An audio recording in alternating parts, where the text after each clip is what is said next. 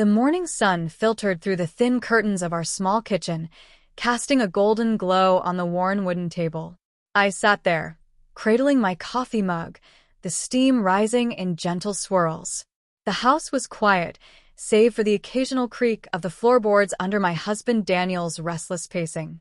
His heavy footsteps echoed through the room, each one a reminder of the tension that had been building between us for weeks.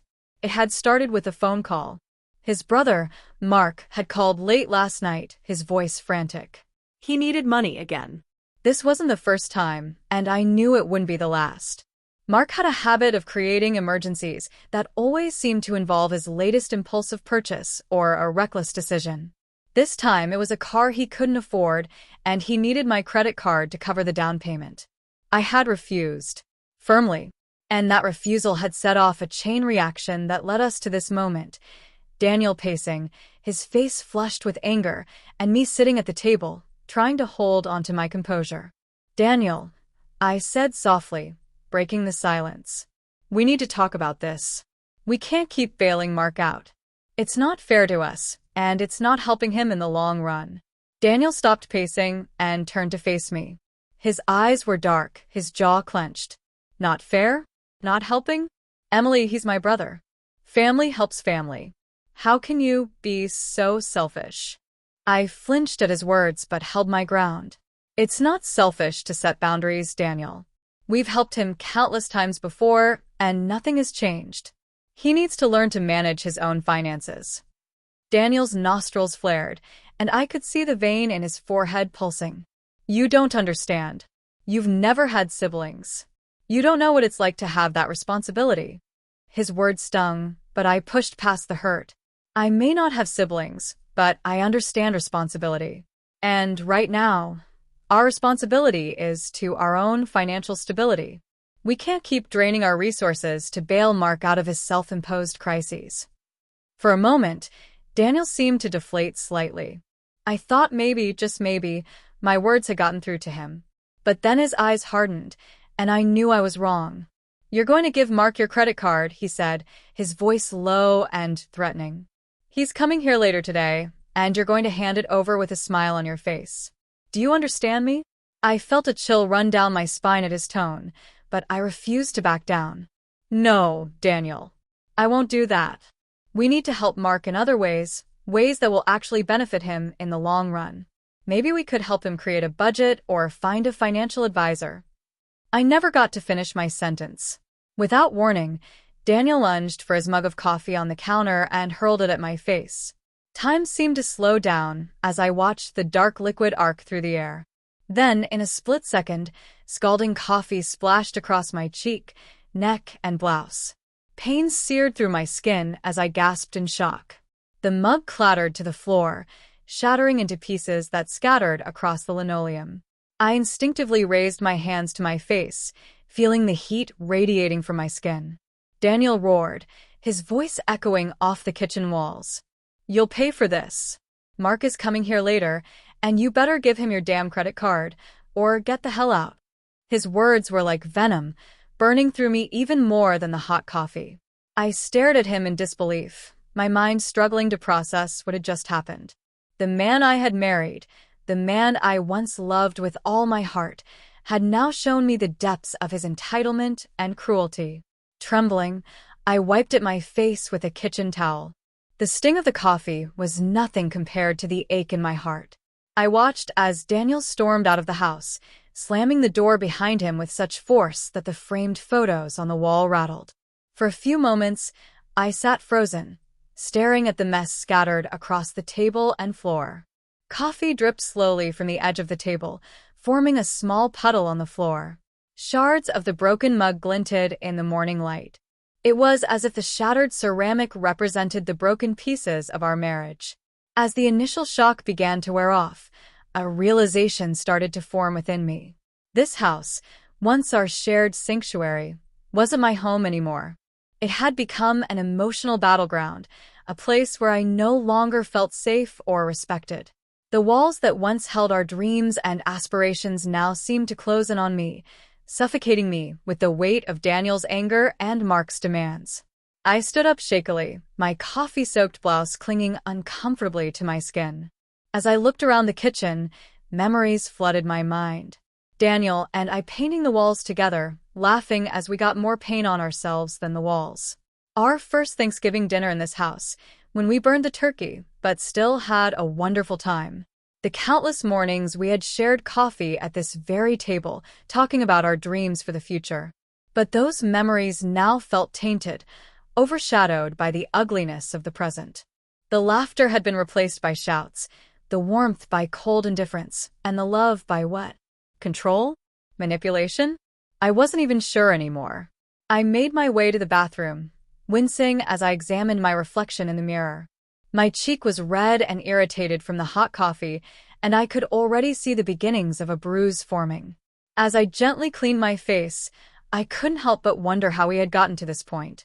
When had Daniel's love for his brother turned into this toxic obsession? When had I become the enemy in my own marriage?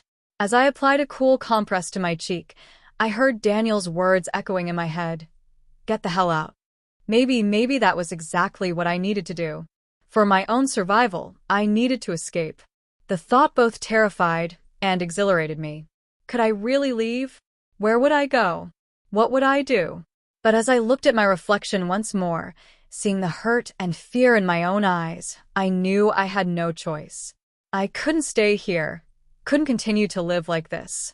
Daniel had crossed an unforgivable line, and I owed it to myself to draw my own line in the sand. With shaking hands, I reached for my phone. I needed to call someone, needed help to figure out my next steps. But as I scrolled through my contacts, I realized how isolated I had become. Most of my friends had drifted away over the years, put off by Daniel's controlling behavior or my constant excuses for why I couldn't meet up. I paused on Claire's name, my best friend from college, the one who had always been there for me, even when I pushed her away. I hesitated for a moment, guilt washing over me as I remembered all the times I had ignored her concerns about Daniel. But I pushed past the guilt and pressed the call button. As the phone rang, I took a deep breath, steeling myself for what was to come. I didn't know what the future held, but I knew one thing for certain. I wouldn't, be Daniel's punching bag anymore. Literal or figurative. It was time to reclaim my life, my independence, and my self-respect. The phone continued to ring, and with each passing second, my resolve grew stronger. Whatever happened next, I would face it on my own terms. No more compromising my values, no more sacrificing my well-being for someone else's demands. As I waited for Claire to pick up, I made a silent promise to myself. This was the last time Daniel would ever hurt me. From this moment on, I was choosing myself. After ending the call with Claire, I spent the next hour sitting in stunned silence, my heart pounding in my chest as I replayed the morning's events over and over in my mind. The tick-tock of the old grandfather clock in the hallway seemed unnaturally loud, marking each passing moment of my shattered reality. I glanced around the living room, taking in all the shared memories that surrounded me. The photos on the walls chronicled our relationship, from our first vacation together in Myrtle Beach to our wedding day on the coast of Maine. The furniture we had picked out together at that little antique shop in Charleston now felt like silent witnesses to the slow decay of our marriage. How had we gone from that happy, in-love couple to this? My eyes fell on the coffee table, where a framed photo of Daniel and me on our honeymoon sat. I reached out and picked it up, running my fingers over the glass. We were on a gondola in Venice, both of us laughing as Daniel tried to take a selfie, while the gondolier rolled his eyes in the background. I remembered how carefree and full of hope we were, how certain I was that our love could conquer anything. A drop of water splashed onto the glass, and I realized I was crying. I set the photo face down on the table, unable to look at it anymore. This house, once our sanctuary, now felt like a prison. The walls seemed to be closing in on me, every corner holding a memory that now felt tainted.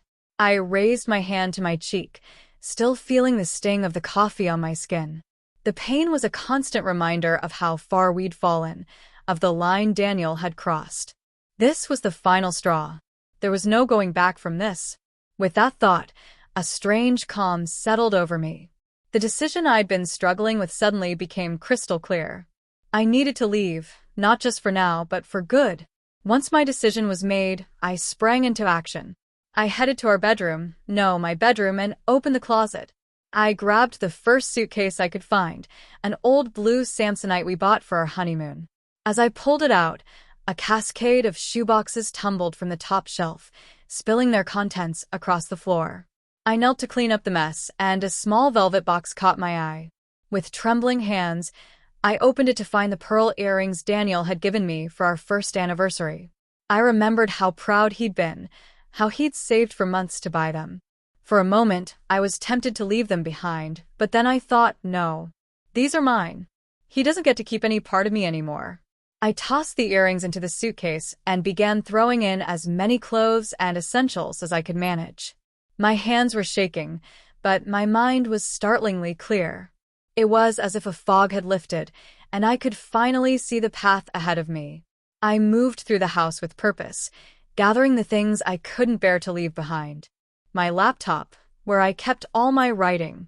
The old quilt my grandmother had made for me when I left for college. The small box of letters from my parents, who had passed away years ago.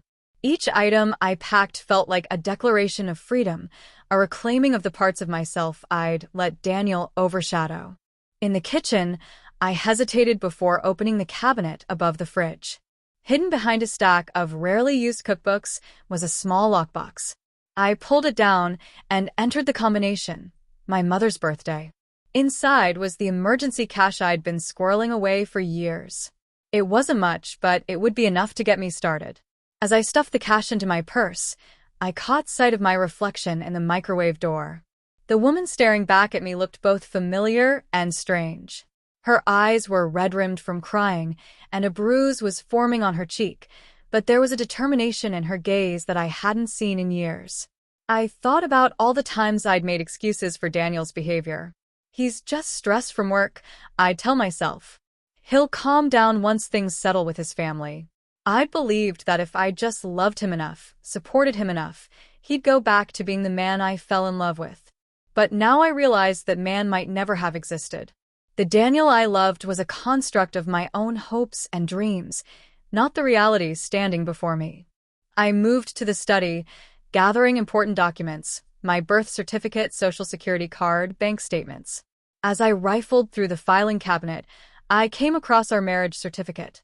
For a moment, I stared at it, remembering the day we stood before our friends and family, promising to love and cherish each other. How hollow those vows seemed now. On impulse, I grabbed a pen and drew a thick black line through our names. It wasn't legally binding, but it felt cathartic. This marriage was over, and I was reclaiming my identity.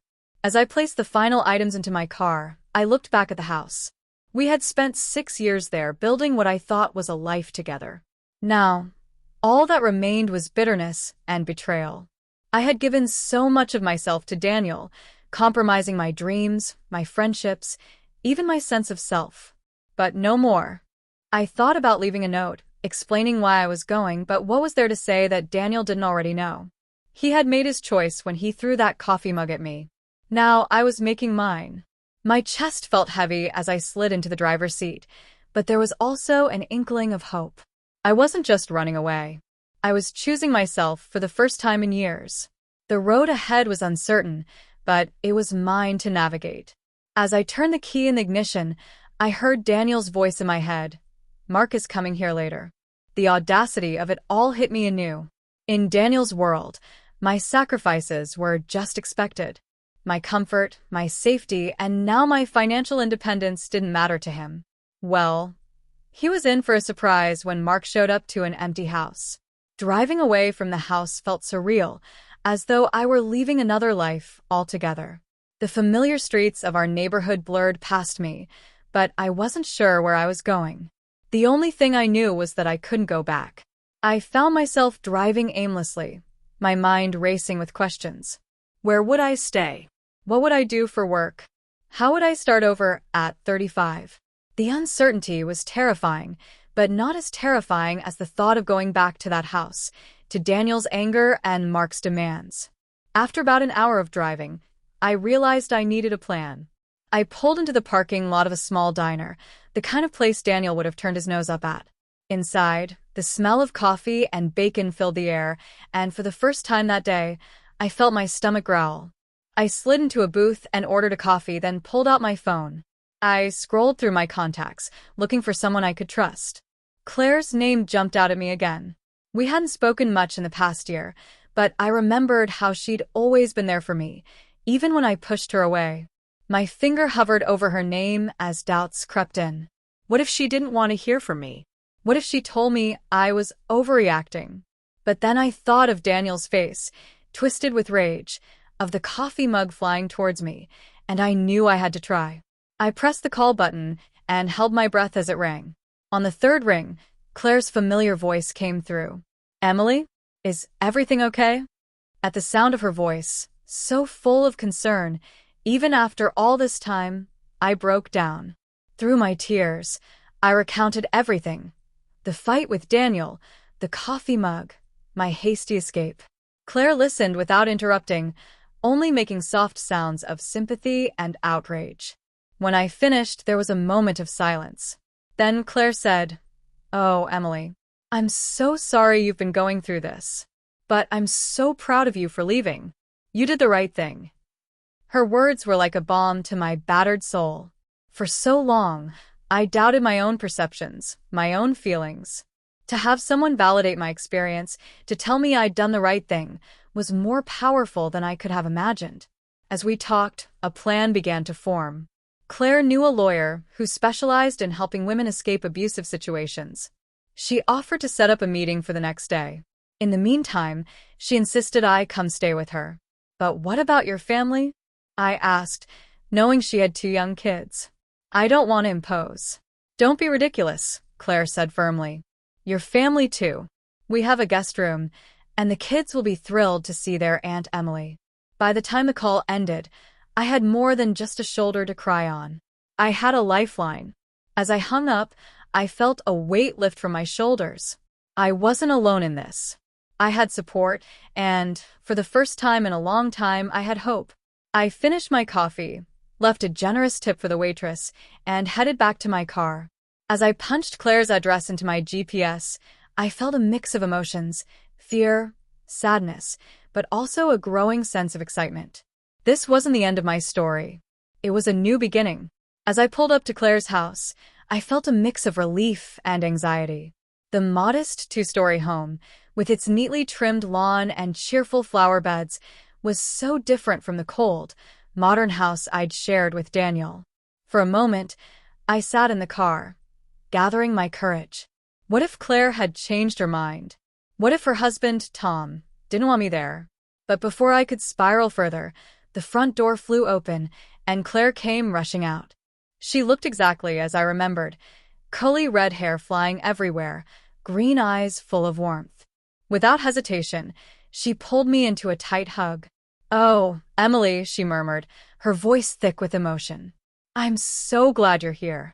As we embraced, I felt something inside me crack. All the fear, anger, and sadness I'd been holding back came flooding out. I sobbed into Claire's shoulder, years of pent-up emotions finally finding release. Claire just held me, rubbing soothing circles on my back. "It's okay," she whispered. "You're safe now. We've got you." When I finally pulled back, wiping my eyes, I saw Tom standing in the doorway.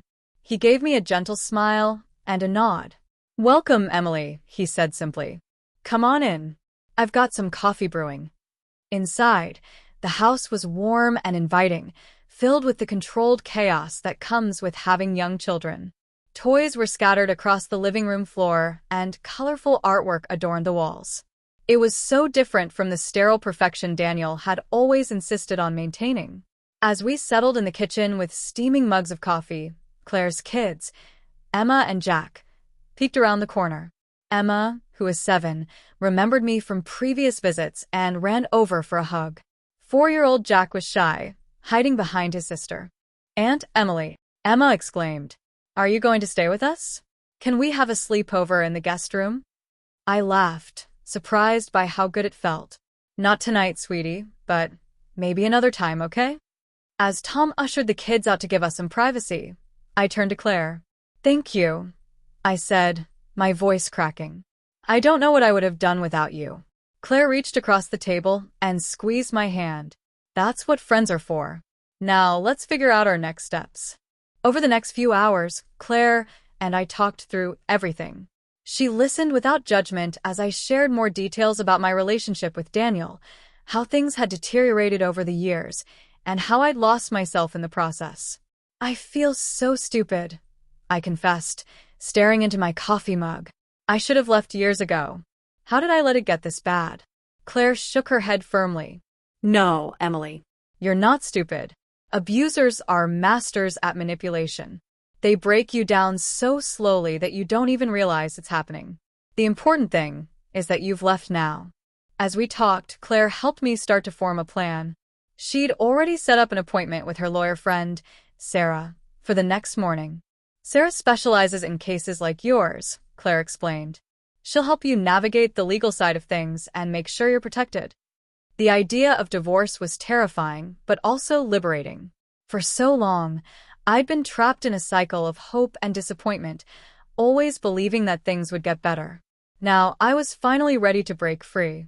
"What about work?" I asked, suddenly remembering the job I'd left behind. I'd been working as a part-time librarian, a job Daniel had deemed suitable for me after I'd given up my dreams of being a writer. Claire's eyes lit up. "Actually, I might have an idea about that. Remember my cousin Megan? She runs that little bookstore downtown, the Cozy Corner. She mentioned the other day that she's looking for help. It's not much, but it could be a start." The thought of working in a bookstore, surrounded by stories and the smell of paper and ink, made my heart leap. It was a far cry from the corporate world Daniel had always pushed me towards, but it felt right. As the evening wore on, we started making lists. Things I needed to do, people I needed to contact, items I needed to buy. It was overwhelming, but having a plan made me feel more in control than I had in years. "Oh," Claire exclaimed suddenly. "I almost forgot. I have something for you." She disappeared into another room and came back with a small gift bag. Inside was a new cell phone. "I picked it up this afternoon," she explained. "It's a prepaid phone, so Daniel can't track it or access the records. You should use this from now on just to be safe." I stared at the phone, a lump forming in my throat. It was such a small thing, but it represented another step towards freedom. "Thank you," I whispered, unable to find words to express my gratitude. As we wrapped up our planning session, Claire insisted I take her guest room for the night. "You need a safe place to rest," she said firmly. "We can go to your hotel tomorrow to check out and get your things." That night, as I lay in the unfamiliar bed, listening to the quiet sounds of a happy family home, I found myself thinking about Daniel. By now, he would have realized I was gone. Would he be worried? Angry? Would he even care? I thought about Mark showing up at Daniel's house, expecting to get my credit card. The thought of their shock and confusion gave me a small, guilty thrill. But then I remembered Daniel's rage, the flying coffee mug, and my resolve hardened. As I drifted off to sleep, I found myself thinking about the future for the first time in years. What did I want my life to look like? Who did I want to be, now that I wasn't defined by my role as Daniel's wife? The next morning, I woke early, feeling more rested than I had in months. The smell of coffee and bacon wafted up from the kitchen, and I could hear the cheerful chaos of Claire's family starting their day. For a moment, I lay there, savoring the peace. Then I got up, ready to face the day and whatever challenges it might bring. After a quick shower, I joined Claire and her family for breakfast. The kids chattered excitedly about their plans for the day, while Tom quizzed them on their homework between bites of toast. It was a scene of such simple, genuine happiness that I felt a pang in my chest. This was what a family should be like. As Claire and I prepared to leave for my meeting with Sarah, the lawyer, I felt a mix of nervousness and determination. I knew the road ahead wouldn't be easy. Daniel wouldn't let me go without a fight, and there were still so many unknowns. But as I looked at Claire, who had dropped everything to help me, I realized something important. I wasn't alone in this. I had friends, support, and, for the first time in a long time, hope. Before we left, I pulled out my new phone and, after a moment's hesitation, typed out a message to Daniel. I'm safe. I'm not coming back. Please don't try to contact me. My lawyer will be in touch. My finger hovered over the send button as doubts crept in. Was I doing the right thing? Should I give him one more chance? Then I remembered the look in Daniel's eyes as he threw that mug, the years of manipulation and control, and I knew this wasn't just about leaving a bad situation. This was about reclaiming my life, my identity, my future. I pressed send. As Claire and I walked out to her car, I felt as though a weight had been lifted from my shoulders. The road ahead was uncertain, but for the first time in years, it was mine to choose. Whatever came next, I would face it on my own terms. I climbed into the passenger seat, ready to take the next step in my journey. As Claire started the car, she looked over at me with a smile. Ready? She asked. I took a deep breath and nodded. Ready. And with that, we pulled out of the driveway and headed towards my new future. The law office of Sarah Thatcher was nothing like I expected. Instead of the intimidating, sterile environment I'd imagined, it was warm and inviting. Potted plants dotted the corners, and the walls were adorned with colorful abstract paintings. As Claire and I sat in the waiting area, I found myself studying a particularly vibrant piece, trying to decipher its meaning. Emily. A voice pulled me from my thoughts. I looked up to see a woman in her mid-40s with kind eyes and a no-nonsense demeanor. I'm Sarah. Please come in. As we settled into her office, Sarah's eyes zeroed in on the fading bruise on my cheek. Her expression softened. Claire, fill me in on the basics, she said gently. But I'd like to hear everything from you, if that's okay. For the next hour, I poured out my story. Sarah listened attentively, occasionally asking for clarification or jotting down notes. When I finished, she leaned back in her chair, her face a mix of sympathy and determination. Emily, she said, her voice firm but kind. What happened to you is not okay. It's abuse, plain and simple. But you've taken the first and hardest step by leaving. Now, let's talk about how we're going to protect you and your future. Over the next few hours, Sarah laid out a plan. We would file for divorce immediately, citing irreconcilable differences and Daniel's abusive behavior.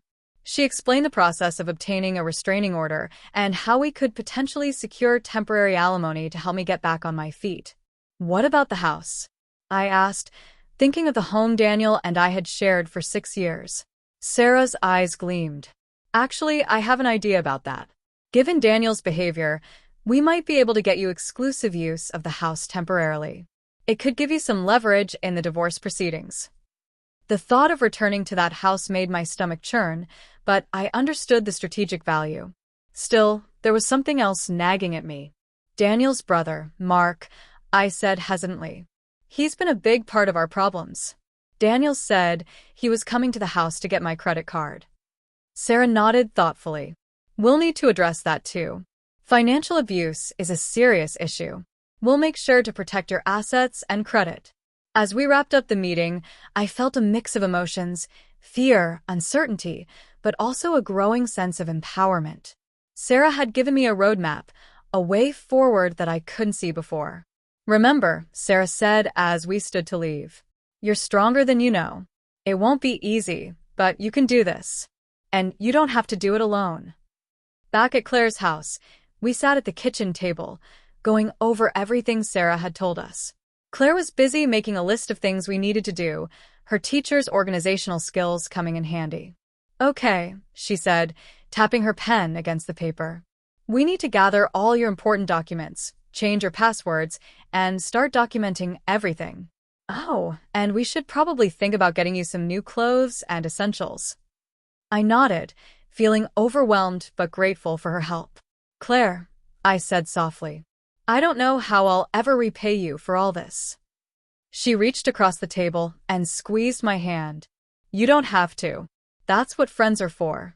Besides, she added with a grin, I always knew that Daniel was a jerk. It's about time someone took him down a peg. We spent the rest of the afternoon making calls and sending emails. I canceled my joint credit cards, changed the passwords on all my online accounts, and even set up a new email address. With each step, I felt like I was reclaiming a piece of myself. As evening approached, Claire's phone buzzed. She glanced at it, then looked at me with a mixture of excitement and apprehension. It's Megan, she said. About the bookstore job. She wants to know if you can come in for an interview tomorrow. My heart raced. The idea of working in a bookstore had always been a dream of mine, one that Daniel had dismissed as impractical. Now, here was a chance to make it a reality. Yes, I said, surprising myself with the firmness in my voice. Tell her yes. That night, as I lay in the guest bed, my mind was a whirlwind of thoughts. I thought about Daniel, wondering if he was worried about me or just angry. I thought about Mark, imagining his shock when he arrived at an empty house. Part of me felt guilty, but a larger part felt free. The next morning, I woke early, nervous energy thrumming through me. Claire helped me pick out an outfit for the interview, a simple blouse and skirt combination that made me feel both professional and true to myself. The cozy corner bookstore was everything I'd imagined and more. Shelves lined with books stretched from floor to ceiling, the air filled with the comforting smell of paper and ink. Megan, Claire's cousin, was a bubbly woman with a pixie cut and an infectious laugh.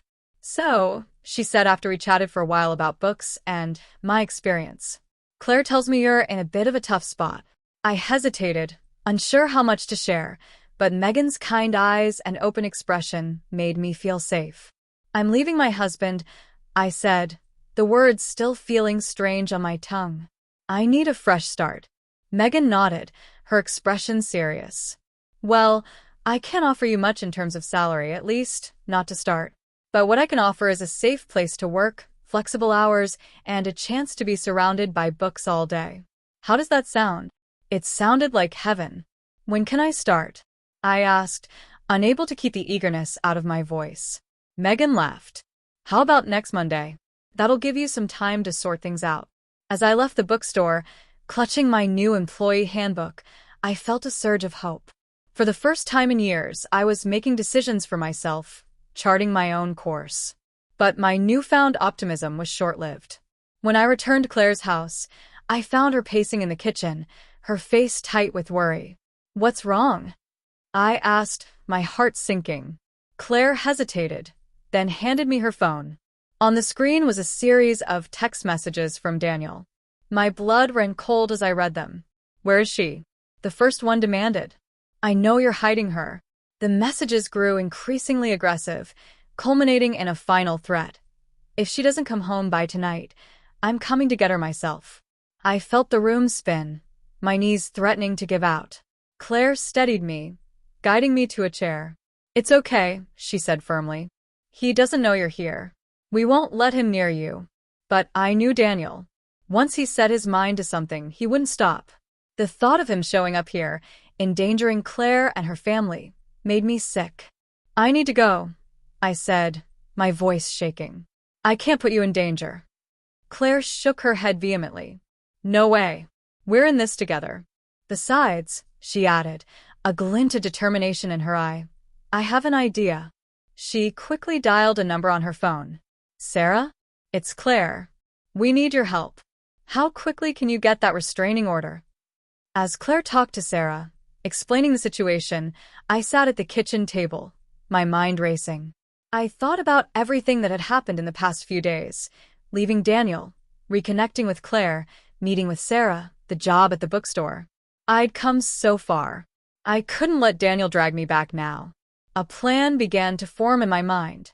It was risky, perhaps even a bit cruel, but as I thought about Daniel's threats, about all the years of control and manipulation, I knew it was necessary. When Claire hung up the phone, I took a deep breath. I have an idea, I said, but I'm going to need your help. As I outlined my plan, I saw Claire's eyes widen, then a slow smile spread across her face. Oh, Emily, she said, a note of admiration in her voice. I always knew you had it in you.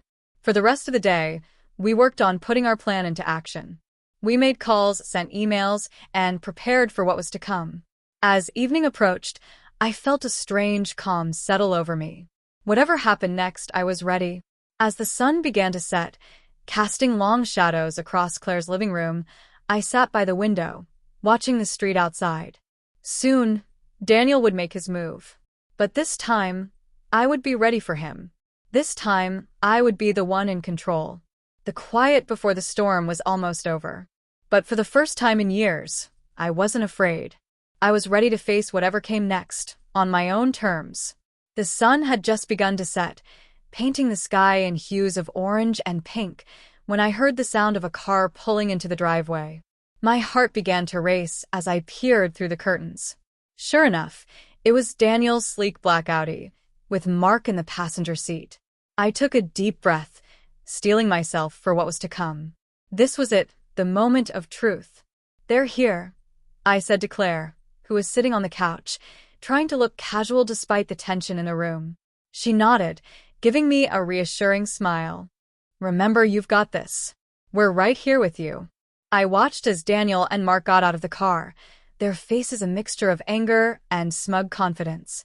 Daniel was wearing his favorite power suit, the one he always wore when he wanted to intimidate someone. Mark, in his designer dress and high heels, looked ready for a night out rather than a family confrontation. As they approached the front door, I could hear their voices carrying through the evening air. "I can't believe she had the nerve to just leave like that," Mark was saying, his voice shrill with indignation. "After everything you've done for her." Daniel's response was too low for me to hear, but the set of his jaw told me all I needed to know about his mood. The doorbell rang, its cheerful chime a stark contrast to the tension in the air. Claire squeezed my hand one last time before going to answer it. I heard Claire's voice, cool and collected. "Daniel." "Mark." "What a surprise." "Cut the crap, Claire," Daniel growled. "Where is she?" "I know Emily is here." "Why don't you come in?" Claire replied, her tone neutral. "We can discuss this civilly." I heard their footsteps in the hallway, getting closer. My palms were sweating, but I forced myself to remain calm. I had a plan, and I was going to stick to it. Daniel burst into the living room first, his eyes immediately landing on me. For a moment, I saw a flicker of relief in his expression, quickly replaced by anger. "Emily," he said, his voice dangerously low. "What the hell do you think you're doing?" I stood up, straightening my spine and looking him directly in the eye. "I'm leaving you, Daniel," I said, surprised by how steady my voice sounded. "Our marriage is over." Mark gasped dramatically, while Daniel's face flushed red with rage. "You can't just leave," he spat. "You're my wife. You have responsibilities. Obligations." "My only obligation is to myself," I replied, feeling a surge of strength. "I'm done being your punching bag, Daniel. I'm done watching you prioritize your brother's whims over our marriage." Mark stepped forward, his eyes flashing. "How dare you? Daniel has always taken care of you, you ungrateful little—" "That's enough," Claire interrupted, her voice sharp. "This is between Emily and Daniel. You don't get a say in this, Mark." Daniel turned to Claire, his fists clenched at his sides. "Stay out of this. This is family business." "Family?" I laughed, the sound bitter even to my own ears. "Is that what you call it when you throw coffee mugs in my head? When you demand I hand over my credit card to your brother?" Daniel had the grace to look uncomfortable for a moment, but he quickly rallied. "You're exaggerating. It was just a little argument. If you just come home, we can work this out." I shook my head, feeling a mix of sadness and resolve. "No, Daniel. There's no working this out. I've made my decision." "You can't just decide that," Daniel shouted, taking a step towards me. "I won't let you ruin everything we've built." As Daniel advanced, I felt a flicker of fear, but before he could get any closer, a new voice cut through the tension. "That's far enough, Mr. Campbell." We all turned to see Sarah Thatcher standing in the doorway, her presence commanding attention. She was every inch the professional lawyer, from her perfectly pressed suit to her stern expression. Daniel's eyes widened in surprise, then narrowed in suspicion. "Who the hell are you?" Sarah stepped into the room, her movements deliberate and calm. "I'm Emily's attorney, Miss Thatcher. And I suggest you take a step back from my client." The shock on Daniel's face was almost comical. He looked from Sarah to me, then back again. "Attorney? Emily, what is this?" I took a deep breath, drawing strength from Sarah's presence. It's exactly what it looks like, Daniel. I'm filing for divorce. Mark let out a dramatic gasp. Divorce? You can't be serious. Daniel, do something. But Daniel seemed frozen in place, his face a mask of disbelief. Sarah took advantage of his silence to continue. Mrs. Campbell has retained my services to handle the divorce proceedings, she said, her tone professional, but with an underlying steel. All future communication regarding this matter should go through me. Daniel finally found his voice. This is ridiculous, he sputtered. Emily, you can't just decide to get a divorce without talking to me first. I believe the coffee mug you threw at her face was the end of that conversation, Mr. Campbell, Sarah replied coolly. Daniel's face paled. That was an accident. I didn't mean. Save it for the court, Daniel. I interrupted. I'm done listening to your excuses. Mark, who had been uncharacteristically quiet, suddenly piped up. What about me? What about my needs? Daniel promised me. Sarah turned her steely gaze on him. Mrs. Campbell's finances are no longer your concern, Mr. Campbell. Any agreements you had with your brother do not extend to my client's assets. Mark's mouth opened and closed like a fish out of water. For once, he seemed at a loss for words. Daniel, however, was regaining his composure. His shock was giving way to anger once more. You think you can just walk away? He growled. After everything I've done for you? Everything I've given you? I felt a surge of anger of my own. Given me? What exactly have you given me, Daniel? A life where I have to walk on eggshells? Where I've had to give up my dreams, my friends, my sense of self. That's not a gift. That's a prison. My words seemed to hit Daniel like a physical blow. He staggered back slightly, his face a mixture of confusion and hurt. For a moment, I saw a glimpse of the man I'd fallen in love with years ago. But then his expression hardened once more. Fine, he spat. If this is how you want to play it, then let's play. I'll fight you every step of the way. Emily, you'll get nothing. Sarah stepped forward, placing herself between Daniel and me. I wouldn't advise that course of action, Mr. Campbell. My client has substantial evidence of your abusive behavior. If you choose to fight this, all of that will come to light in court. I suggest you consider your options carefully. Daniel's face went pale, then red with fury. He opened his mouth to retort, but Sarah cut him off. I think we're done here, she said firmly. I'll be in touch with the divorce papers. Until then, I suggest you refrain from contacting Mrs. Campbell directly. Daniel looked like he wanted to argue further, but something in Sarah's expression made him think better of it. He turned to me, his eyes blazing with a mixture of anger and something that looked almost like fear. This isn't over, Emily, he said, his voice low and threatening. I met his gaze steadily. Yes, Daniel. It is. With a final glare, Daniel stormed out of the house, Mark trailing behind him like a dejected puppy. As the door slammed shut behind them, I felt my knees go weak with relief. Claire was at my side in an instant, supporting me as I sank onto the couch. You did it, she whispered, pulling me into a hug. I'm so proud of you, Emily. Sarah cleared her throat softly. You handled that very well, Mrs. Campbell. It's not easy to stand up to an abuser, but you did so with admirable strength. I looked up at her, feeling a mixture of gratitude and exhaustion. Thank you, Sarah. I couldn't have done it without your help. She nodded, a small smile softening her stern features. This is just the beginning, but you've taken the hardest step. We'll take care of the rest together. As Sarah gathered her things to leave, I sat on the couch, trying to process everything that had just happened. The confrontation I'd been dreading for days was over, and I'd survived. More than that, I'd stood my ground. Claire brought me a cup of tea, settling beside me on the couch. How are you feeling? She asked gently. I took a sip of the warm liquid, letting it soothe my frayed nerves. Honestly, I'm not sure. Relieved, I think. Scared. But also free. Claire squeezed my hand. That's normal. It's a big change, but you're not alone in this. Remember that.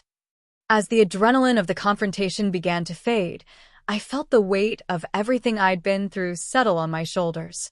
But along with the sadness and fear, there was something else, a spark of hope, small but bright, burning in my chest. For the first time in years, I was free to shape my own future. The road ahead would be challenging, but as I sat there with Claire, sipping tea and watching the last rays of sunlight fade from the sky, I knew one thing for certain. I was ready to face whatever came next. The weeks following my confrontation with Daniel passed in a blur of paperwork, meetings, and emotional upheavals. Each day brought new challenges, but also small victories that I cherished.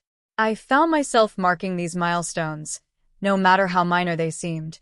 The first night I slept through without nightmares, the first time I laughed without feeling guilty, the first day I didn't think about Daniel at all. Claire had insisted I stay with her family until I got back on my feet, despite my protests about imposing. "Nonsense," she'd said firmly. "That's what friends are for. Besides, the kids love having you here." And it was true. Emma and Jack had taken to calling me and Emily, and including me in their games and stories. Their innocent affection was a balm to my battered spirit. My job at the Cozy Corner bookstore quickly became my sanctuary. Megan was a patient and understanding boss, always ready with a kind word or a cup of tea when I seemed overwhelmed. The quiet rhythm of shelving books, recommending titles to customers, and losing myself in the pages of new stories helped ground me when everything else felt chaotic. One rainy afternoon, about a month after I'd left Daniel, I was restocking the fiction section when a familiar title caught my eye, The Awakening by Kate Chopin. I remembered reading it in college, the story of Edna Pontellier's journey to self-discovery resonating with me even then. On impulse, I pulled the book from the shelf and began to read. As I immersed myself in Edna's story once again, I felt a connection I hadn't experienced in years. Her struggle for independence, her desire to live life on her own terms, it all felt achingly familiar. When I reached the part where Edna declares, "I would give up the unessential. I would give my money, I would give my life for my children, but I wouldn't give myself," tears sprang to my eyes. Megan found me like that, crying silently in the middle of the fiction aisle. Without a word, she sat down next to me, offering a tissue and a comforting presence. When I'd calmed down enough to explain, she listened thoughtfully. "You know," she said after a moment, "books have a way of finding us when we need them most. Maybe this is your awakening, Emily." Her words stayed with me long after my shift ended. That night, as I lay in bed in Claire's guest room, I found myself thinking about all the parts of myself I'd given up during my marriage to Daniel. My writing, my dreams of traveling, even my favorite foods, all sacrificed in the name of keeping the peace, of being the wife he wanted me to be. The next morning, I woke up with a sense of purpose I hadn't felt in years. I dug out my old laptop from the bottom of my suitcase and, for the first time in ages, began to write. The words poured out of me, messy, raw, and real.